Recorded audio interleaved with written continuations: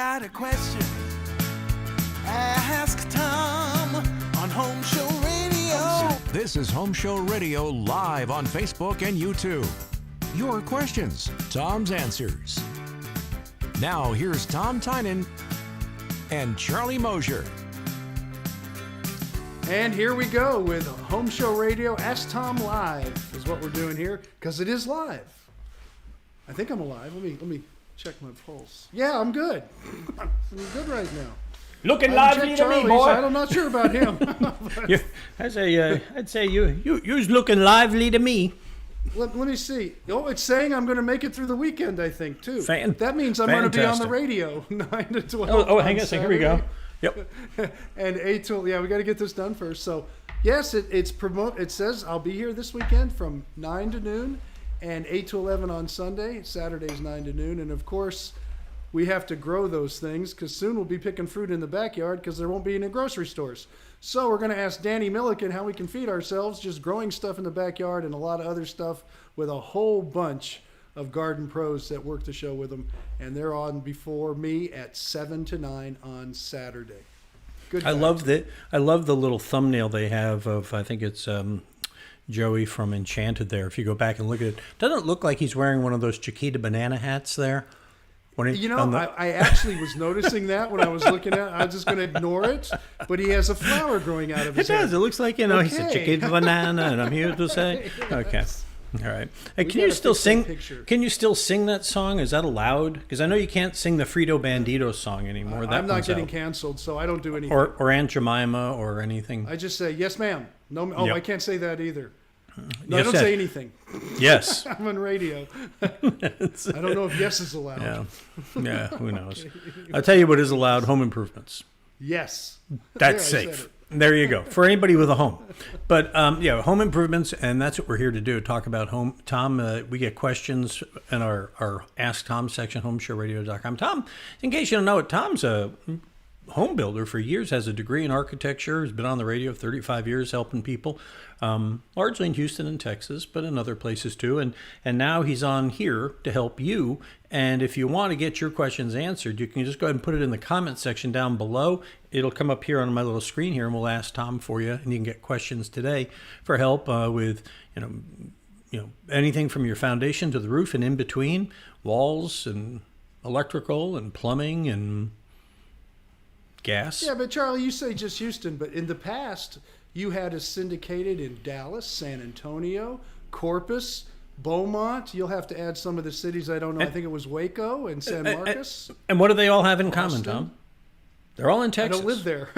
They're all in Texas, yes. That's right. But I also did the first series on Home and Garden Television called Dream House.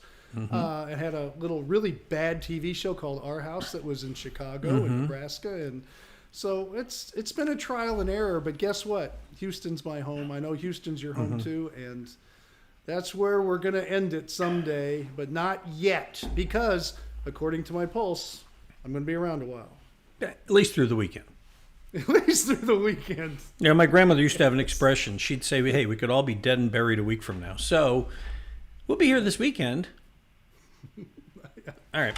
So, I hope so. I hope we're not jinxing something, but yes. We're exactly. Be here this weekend. Anyway, so we'd love to hear from you. If you want questions, go and put them down there. But in the meantime, let's get things rolling here, Tom, with one of the ones from the Ask Tom section, Home Show Radio. This one comes from Gary in Willowbrook. He says, my 25-year-old brick is all the way around the house. My 25-year-old home, rather, is brick all the way around, except for the fascia boards, window trim, etc. And I have a lot of rotten wood around the house, and I also need a new roof. So what's the order I should take these on in? And do I call Rudy's Quality Painting for the wood replacement and painting? What say you?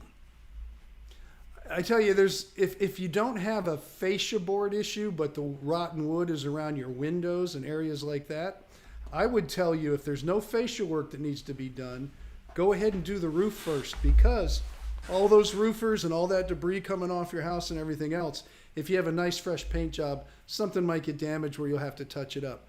But if you do have fascia work and whatnot, then if you need to, you can probably get at the roof, but have the guys come out and replace the fascia boards before they do the drip edge. So it's a little tricky, but it has to do with what kind of work needs to be done just around the edge of the roof.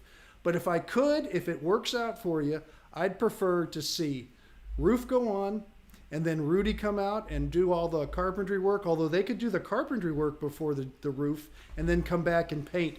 But I'd like to see the paint at the end, because that way it won't be touched and it'll look really nice and fresh and get it done. So maybe have Rudy come out, do the rotten wood, have the roofers get the roof on, and then go ahead and have Rudy come back and just paint it and leave it at that. That might be a good sequence if you have fascia board problems. Now, couldn't the roofer do the fascia for him? Some could, but if he's going to have a carpenter come out, they might as well do the whole thing. I think it would be easier if he says there's a lot of rotten wood.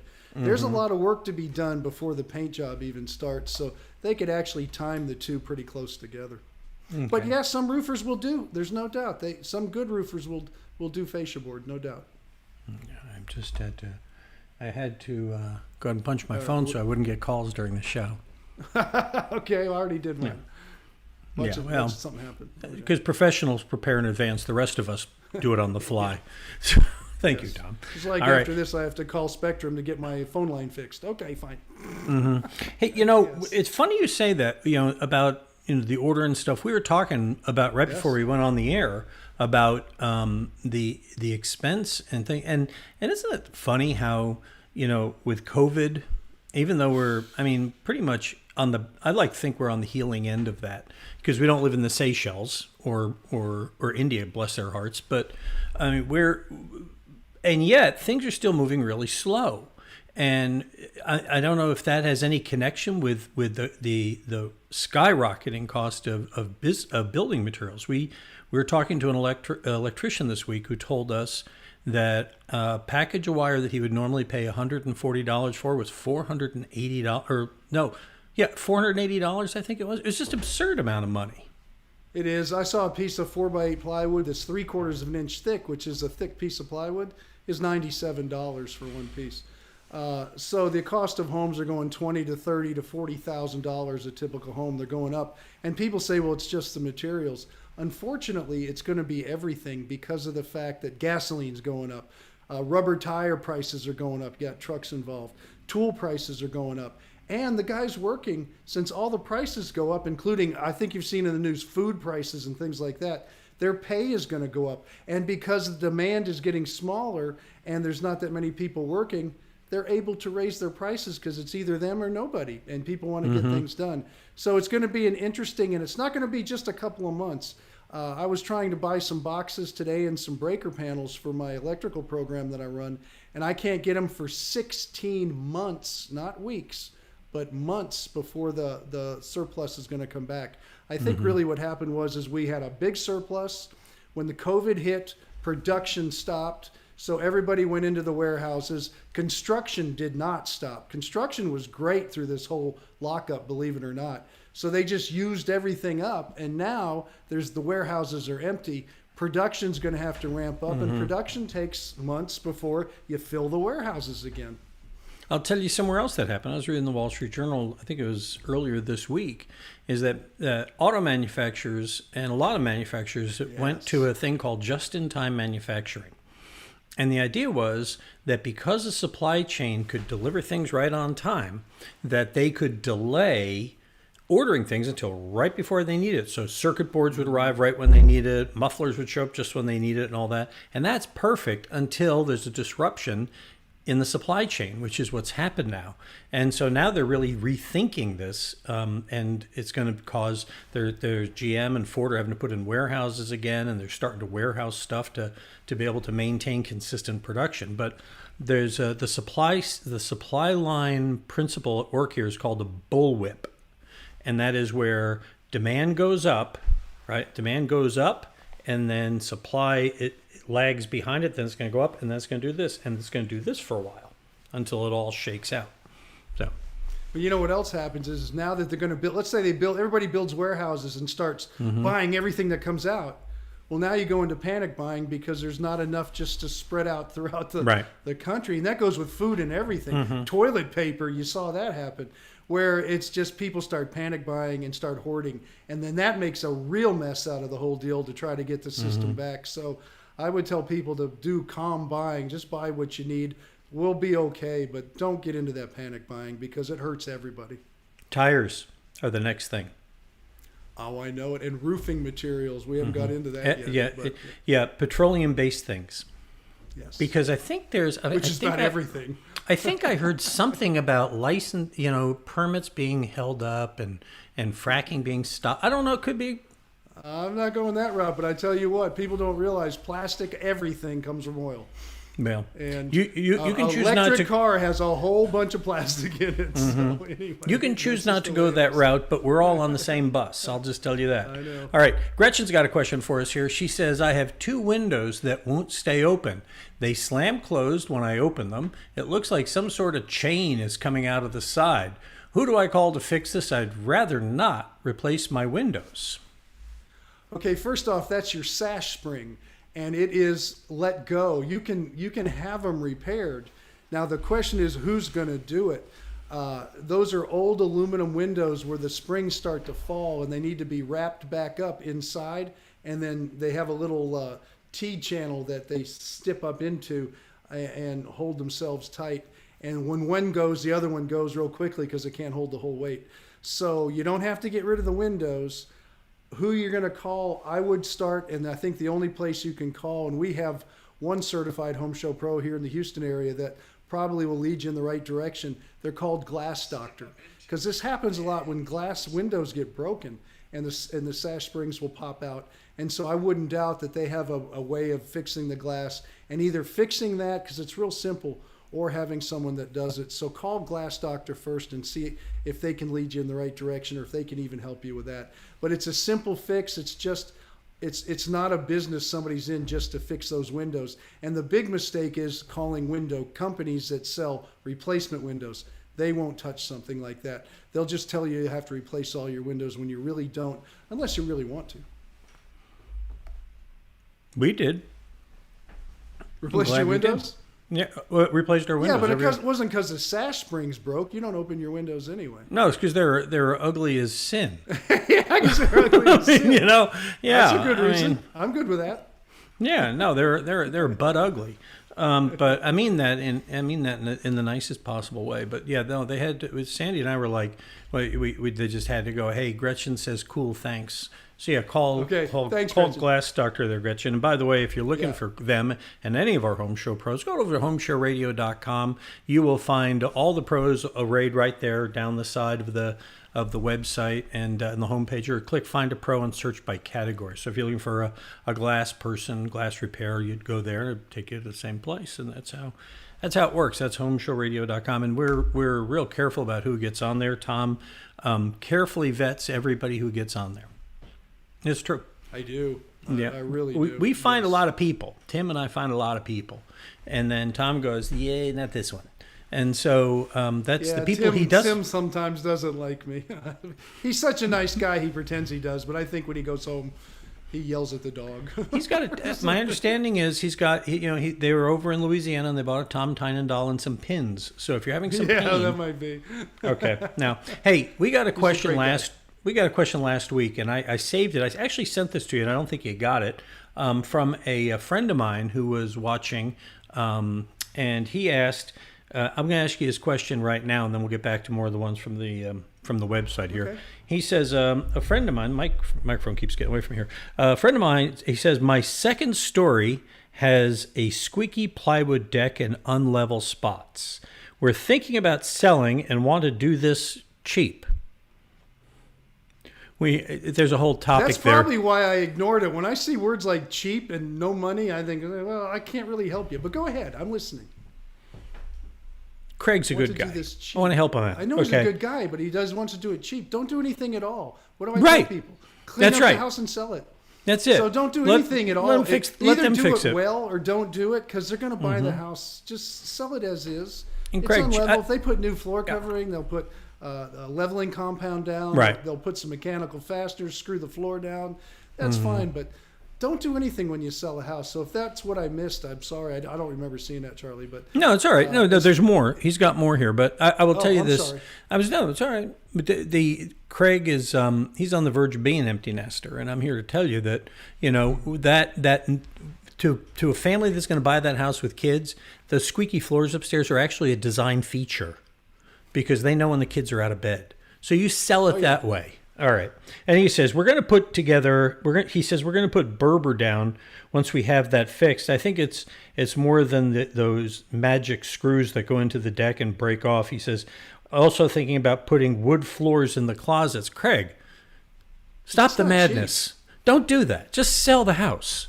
So I would, if you have carpet, I would call someone to clean the carpet so it smells fresh. I mean, they might not like it, but the color, but at least it'll be clean. Just clean the house up and sell it as is. But I will tell you this, if going back to his question and he mentions the little clip-off nails, you don't need those if you pull your carpet up and you're going to put new carpet down. Just have someone go down with a nail gun or a screw gun and nail the whole floor back down before the new Berber goes in. So that part of it would be omitted. It wouldn't be an issue at all. But to put wood in the closets makes no sense to me. Yeah, and wouldn't you'd probably use screws more than nails, right? Because wouldn't that hold longer than nails? He wants to go fast and cheap. Yeah, that's true. Nail gun. It'll pound it down, and you get it done in 15 minutes. So, I got squeaky stairs and stuff in my house. Squeaky stairs. Squeaky stairs. It's a weekender I used to work with. Squeaky Stairs, which came on after me, and his partner was Phil Music. All right, let's. More questions come from our website here at homeshowradio.com. He says, Claire, she says, I want to replace my carpet with hardwood. We're doing the same thing. It is a concrete floor. I've shopped a lot and see that engineered hardwood is very popular. I'm skeptical. Tom, what's your opinion on this? I think on concrete, the best way to go is engineered floor. You can talk to people in the floor industry. We have Jason over at Texas Floors if it's in the Houston area. They'll show it to you all. But I tell you what I like about it is it's not a typical a traditional wood floor because they don't go on slabs. That's a different process. And it gets to be very difficult if you're going to do a traditional wood floor. The engineered floors are finished top, bottom, sides. Everything has got a finish on there. So they stay very stable in humid climates, which of course is the Houston area, and you don't get all the cupping and things like that. So if it's put down well and your slab has been moisture tested and it's good, an engineered floor I think is a better way to go. And the finish is better. It'll hold up better under traffic than a finish that's put on site on a traditional floor. Because I can't think of the last time I saw anybody put in a traditional hardwood floor. I think engineered is pretty much what everybody puts down these days, isn't it? It's true, but you still have people that insist on it. In fact, I had an old, a name you'll remember, Charlie, a guy named Gary Zach, who was Bill Zach's son. He called me yesterday. He was in the flooring business for a while, wasn't he? He still is. He's a flooring inspector now, and he was still. And now he's an old guy. He's older than me, I think. I'm a flooring inspector usually, but usually that's after a couple margaritas. That could be. Anyway, he's writing an article, and he's still an old school wood floor guy. So it's kind of funny we had this question today, but and he's not going to like what I have to say, but I like the engineered floors better because I think for the consumer, the average person, they're going to hold up better and be an easier install and an easier product to maintain. Now, but isn't one of the downsides to that engineered floors that it's actually a veneer on the top? You can only refinish it so many times, and then you're going to go through that veneer. Is that right? When you're dealing with an engineered, twice, but once you refinish it, you're back to where you're down to the finish that's not as good because you can only apply a urethane on top of it, and that's what they would do. They wouldn't even use a wax on that. And you might be able to refinish them twice, but when you buy those floors, they're meant to last several decades. And if you maintain them with the floor maintenance products that are out there, even if you get some very hairline scratches in there, there's some products out there you mop down and it fills it up and gives it like a polymer effect on, just like hiding scratches on a car. So there's products to keep those things lasting. So I wouldn't buy it because it can be refinished. I would buy it because you don't have to refinish it and it lasts a long time, and then it'll be thrown away at the end. No. Okay. If you want a question, you can join in. By the way, we love having you here, and thank you for watching. In addition to Gretchen, Martha's here and Chris is here, and I'm not getting a lot of I'm having little challenges here with my little device over here. Tells me everybody's here. So if you're here, thanks. We have so much IT stuff. There's not a week that goes by that me or Charlie or Chad or the phone lines or something isn't working quite right, but we always get it done.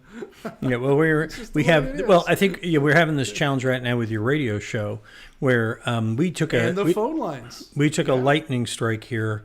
Thank God the only thing that knocked out was our Telos, which is a box it's a box. I'll keep this simple. It's the little box. You don't have to get explained too much. That enables us to take the phone and put it on the radio and let you hear what Tom's saying. It's that box that does that. And it's the box. And I'm disappointed because we bought that thing and we only got 20 years use out of it. And so. My phone screener's 25, but okay. Yeah. Yes. And I told Chad, go buy a new one. And he's like, "Well, I found one on eBay. I'm gonna, so we're gonna." He's thrifty. Yeah, I got better in 20 years. I'm not sure that technology has, but all right. Next question comes from Jim in Sanctuary, Texas. He says, "What paint should I use to paint a 2,000 square foot single story brick house white with black trim brick color? Is a cream." Yellow brick. He says it's a yellow cream brick and it's in real good condition, but apparently he wants to paint it. Well, yeah, I'm a little confused with the question, but if we simplify it and say, I want to paint my brick, I'm good. Whether you just remember, and Charlie, you remember I told you this once you paint it, it's painted. Mm-hmm. What's the funny thing is that it looks good. It's cream yellow color. It's in good shape. So I assume maybe you like it. You bought the house. So maybe a good professional pressure washing would be all it needs, and you don't have to paint it. But for those other people who are watching this too and say, well, yeah, I want to paint my brick too, and they do it sometime in restoration, and some people just want to do it, it's a very simple thing to paint. The key to it is before you put your regular, really good quality house paint on the outside, like you would for hardy siding, which is a masonry product, holds paint well too, like brick is. Stucco has a little bit different paint. It's an elastomeric, but holds paint well. In brick, you would put a masonry primer first. That pH balances the surface. Then you come back with your good quality exterior latex house paint, any color, you want any kind of sheen you want. And just remember, the shinier it is, the more the imperfections show. So I'd prefer to see an eggshell. And then go ahead and paint it. It'll hold paint really well. And it better because you can paint it different colors, but it's going to be painted for the rest of its life. Ever and ever. It's funny you say that. You think you learn lessons. By the way, I got to add something here, and I was remiss in not mentioning this earlier, Tom. I'm sorry about this, but when you put questions in the comment section below, you have to put them in the Home Show Radio comment section on either YouTube or Facebook. Craig put his, this is on my personal page too, and he put it there, and that doesn't carry through to our system. So you have to do it on one of those two if you're going to put your questions down there so we can answer them for you. But, years ago, I remember this when you and I first started working together, back in 19, and it was the 1900s. Yeah, it started with a 19. That's how long. Right? Anyway, so we were going to paint our first house, and you talked us out of it. Well, stupid is as stupid does. We're looking here to put a sign on the building, and I went and got estimates to have it painted on the brick veneer of the building. And I was all excited about it. I thought it was going to look really artisanal and very sexy. And I went home and I told Sandy about it, and she slapped me up the side of the head and said, "What are you thinking, boy?" so we're not doing that. Sign. Yeah, we are. We do need a sign. The fact is, what happened is when we moved into this building almost 4 years ago, I put a banner up on the front of the building thinking, yeah. And then, Harvey came, and then, a bunch of the pandemic and the freeze and everything. So Rudy's people are coming tomorrow to take the banner off the front of the building because it's going to force me to finally get the sign done to put on the front of the building. So you need a sign. We need a sign. Right. Mosier Media. Yes. Wendell. I think it's Wendell in Fresno. Wendell. This is our second question from Fresno. We're number one in Fresno. I like it. I'm doing some home remodeling in the future. What order should I do these projects? New flooring. People are getting things in order. This is a second sequence question we've had too. Oh, that was on early edition. All right. Anyway, what order should we do these in? New flooring, interior painting, kitchen countertops, and backsplash. What order do you go, Tom? Easy. Countertops, backsplash. Get all the rough work done. Then you go in and get all the painting done. Last thing always, floor covering. Because you don't want painters walking on it. You don't want guys, say granite countertops. You don't want them walking on your new floor. The only people allowed to walk on your new floor are the guys installing it. And once they clean up, you and your family and anybody else you allow. But you don't want a bunch of workers in there on the floor. So get your countertop and your tile work done because it's the roughest work. It'll leave stains and stuff around the edges. Painters will come in, do all the walls, the baseboards, everything. If there's a little overspray or something on the raw floor, the concrete, whatever's there, no big deal. And then have your floor covering come in. And then you might have a painter come back and just touch up a little spot here or there. But for the most part, you're done and your job it'll go smoother and it'll look clean at the end. We're in the process of getting our bathroom done over at Casa Grande. And they're actually putting the tile down before they're done with the counters. It's in a bathroom.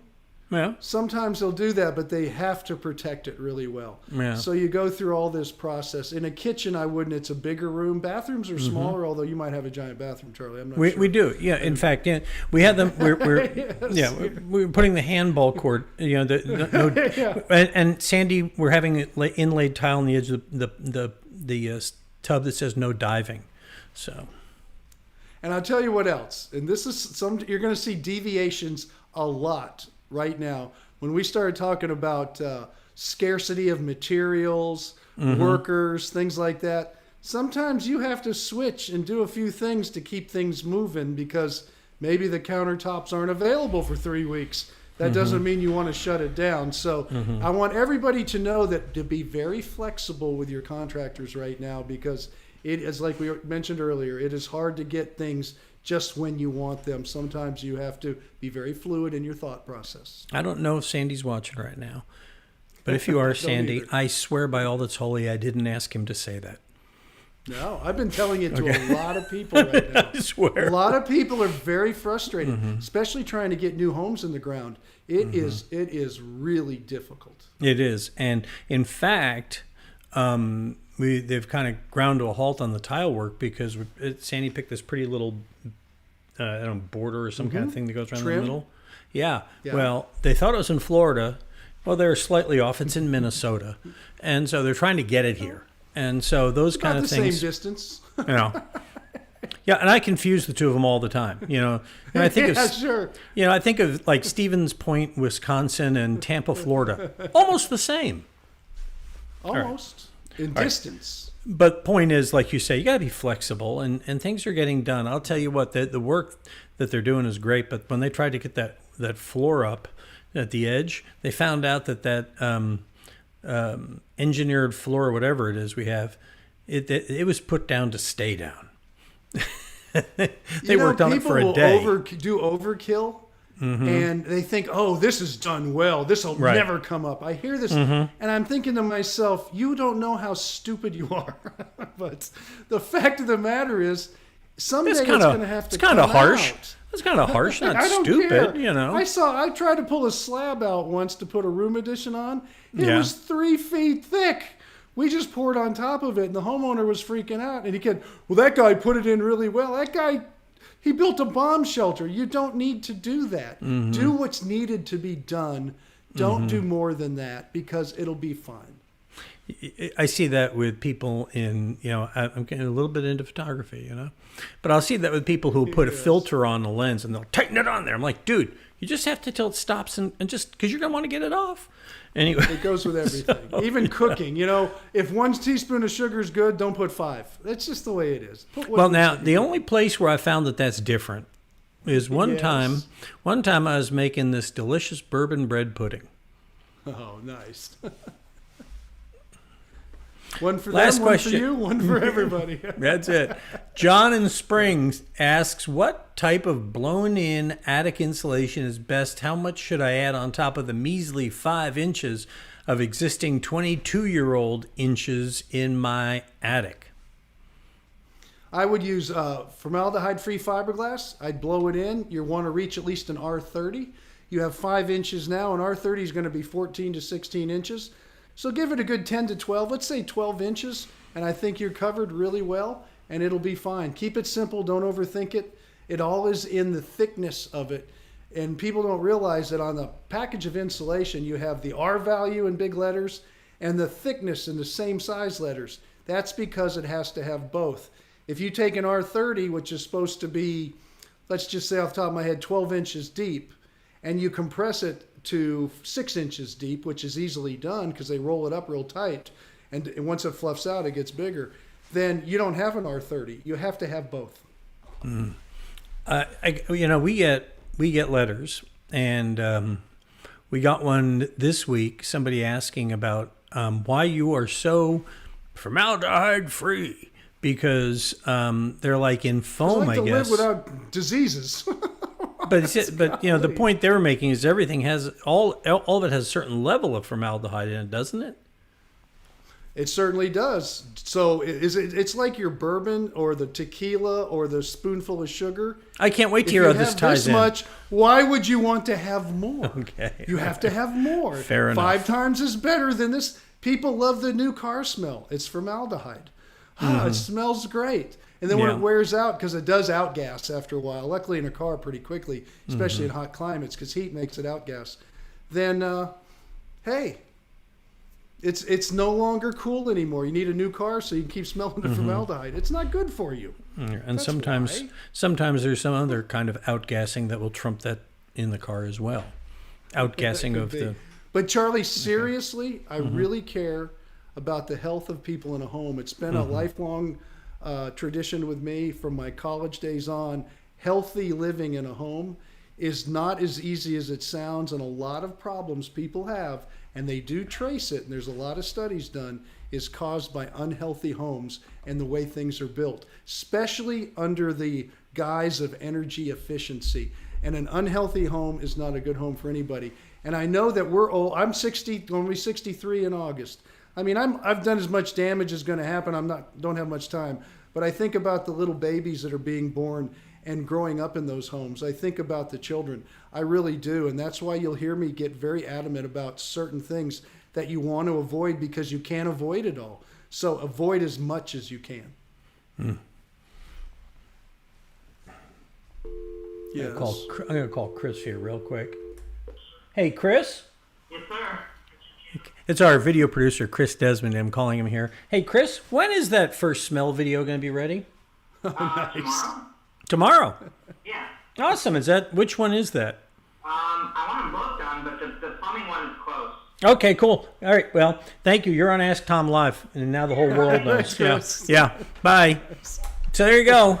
Chris has made the promise to all the world that as much as you hate those smell questions, we've been working on this video like since before smells existed. It's just one of these videos. Hey, I worked with them today at 10 this morning. Yes. And we're going to put a video out there about plumbing smells in your house, and it's going to have some people from Abacus talking about that. And then next week, it's a stinko duo, because next week we're going to have about air conditioning smells. We were going to have them in one video. Dead rats in the ductwork, wet sock syndrome. That's not good for you.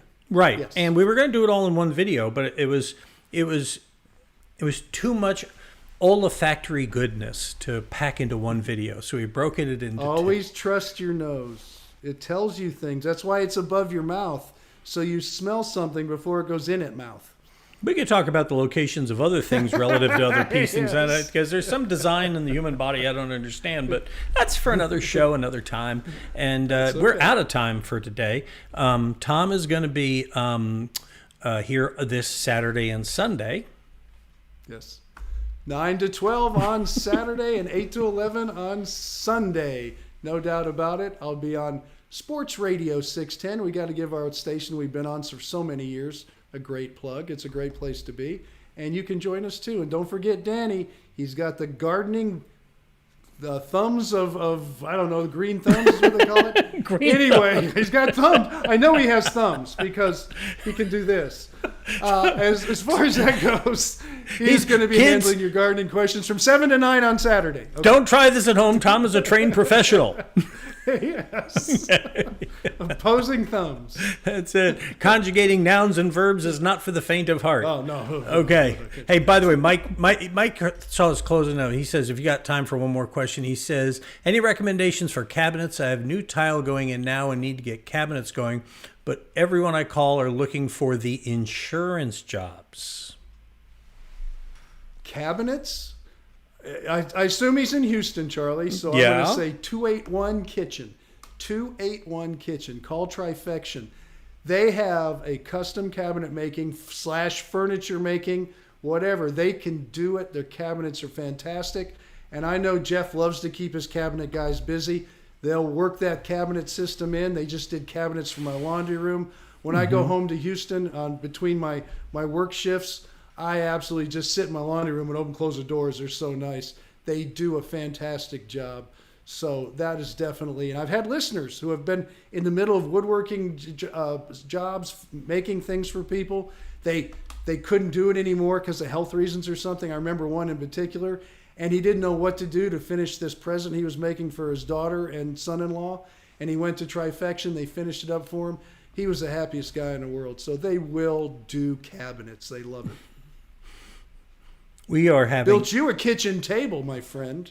Let's not dismiss 3 times because they couldn't find the one you wanted. Right. No, well, 3 actually, times. Yeah, whatever. Yeah, that's a whole other story. I'm not going to get into that story right now, but I will tell you this: they had to build that table because Sandy, when we were remodeling our kitchen, I showed her this picture in a magazine. We had already started the kitchen project, and I showed her this picture in a magazine. Look at this, a banquette seat. That's something to think about in the future.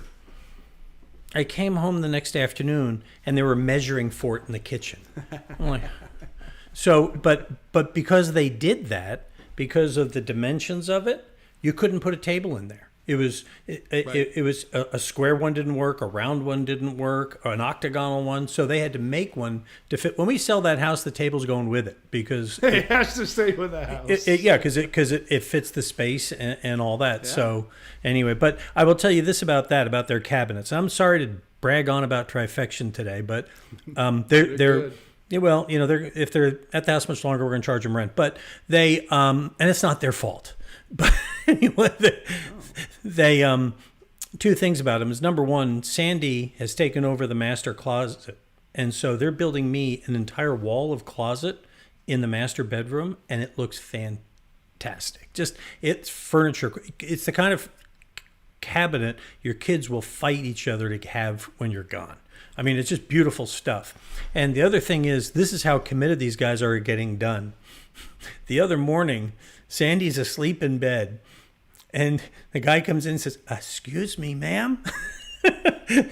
He had come in because they had the key to get in, and she was still asleep. It's like anyway. Green Acres. Yeah, it really is. When they always had the remodelers in the bedroom. Yeah, yes. But they're awesome. They're awesome people. So anyway. Yeah, so, you're only talking 90 days. I want you and Sandy to chill. Since the freeze in February, right? It's been 90 days. It's going to take longer to get it done. And here's the cool thing. When you move your stuff from room to room, you find all kinds of things. It's like Christmas. Nice. So, all right. Hey, if you're looking to find somebody you can trust, go to homeshowradio.com, click on the Find a Pro, or better, scroll down. You'll find all of the pros right here on our homepage. Those are the people that Tom trusts, and we also organize them by category, make it easier. You scroll down, you see the different categories of them right there.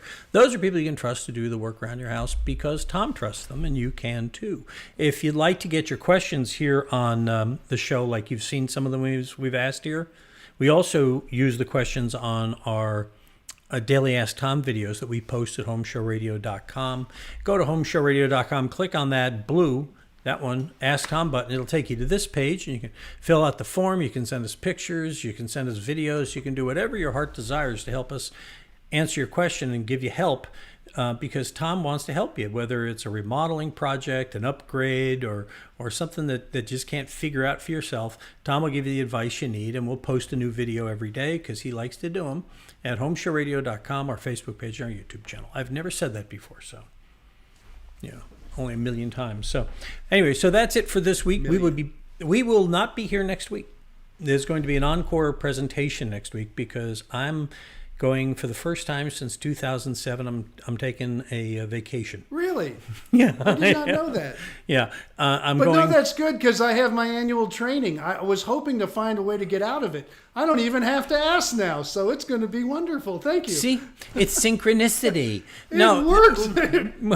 I that I don't have to carry all this equipment with me. No, but we'll have an encore production. And when I get back from my trip, you're going to be in our studio downstairs shooting commercials for Absolute Comfort Air. Just remember that's Monday, on your calendar 17th. Too. All right, but I'm going out to the desert. I'm going out to Joshua Tree National Park, and we're going to be taking pictures at night of the Milky Way and stuff like that for a week. And I can't understand why Sandy didn't want to tag along. I can't wait to stand see in the your picture desert of that all night. Milky Way bar, man. That Milky Way bar. Yeah. That's what you bring her back. Bring her back a picture of a Milky Way bar. I told her. I said I'm going for the Milky Way. Yeah. Okay. Yeah. Hoping because I'm going out with the Three Musketeers and it's costing me $100,000. All right, that's it for this week.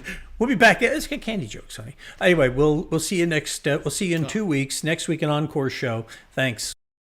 Got a question? Ask Tom on Home Show Radio.